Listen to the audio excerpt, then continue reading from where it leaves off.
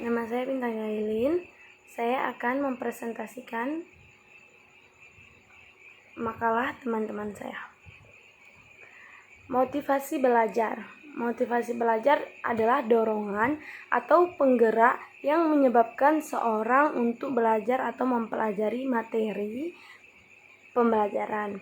Nah, semakin tinggi materi motivasi belajar seseorang, maka semakin tinggi pula hasil belajarnya. Motivasi belajar merupakan aspek yang sangat penting dalam belajar.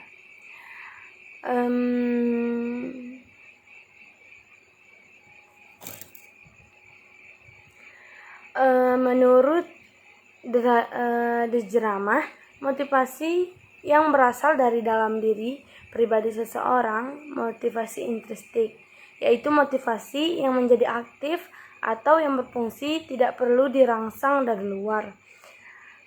Dikarenakan dalam diri setiap individu sudah ada dorongan untuk melakukan sesuatu. Sedangkan motivasi yang berasal dari luar diri seseorang disebut dengan motivasi ekstrinsik, yaitu motivasi yang aktif dalam berfungsi karena adanya perangsangan dari luar. Motivasi belajar mempengaruhi aspek kognitif, efektif, dan psikomotor, dan motivasi belajar juga dipengaruhi oleh aspek kognitif, efektif, dan psikomotor. Jadi dapat dikatakan antara aspek-aspek tersebut memiliki korelasi. Ada beberapa contoh hal yang berkaitan dengan motivasi belajar, seperti siswa kurang memperhatikan ketika guru menjelaskan, siswa termotivasi belajar hanya saat awal-awal pelajaran. Nah, ada beberapa faktor yang mempengaruhi motivasi belajar. Ada dua faktor, yaitu faktor intrinsik dan faktor ekstrinsik.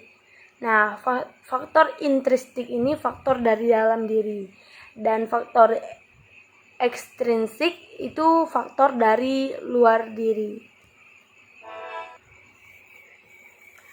Adapun beberapa faktor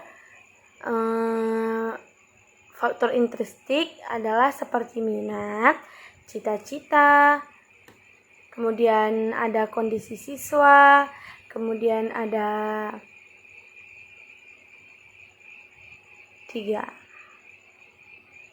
Kemudian ada faktor ekstrinsik. Faktor ekstrinsik itu ada seperti lingkungan keluarga, ada lingkungan sekolah,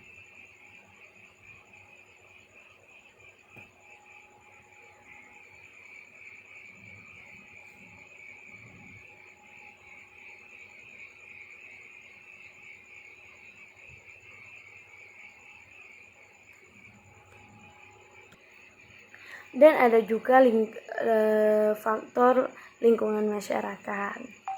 Nah, dalam pelaksanaan pembelajaran terdapat beberapa cara untuk menumbuhkan motivasi belajar, yaitu memperjelas tujuan yang ingin dicapai, bangkitkan minat siswa, ciptakan suasana yang menyenangkan dalam pembelajaran menggunakan variasi metode penyajian yang menarik. Berilah pujian yang wajar. Setiap keberhasilan siswa berikan penilaian, ciptaan persaingan dan kerjasama, dan berilah komentar terhadap hasil pekerjaan. Mungkin hanya ini yang dapat saya sampaikan. Sekian, terima kasih.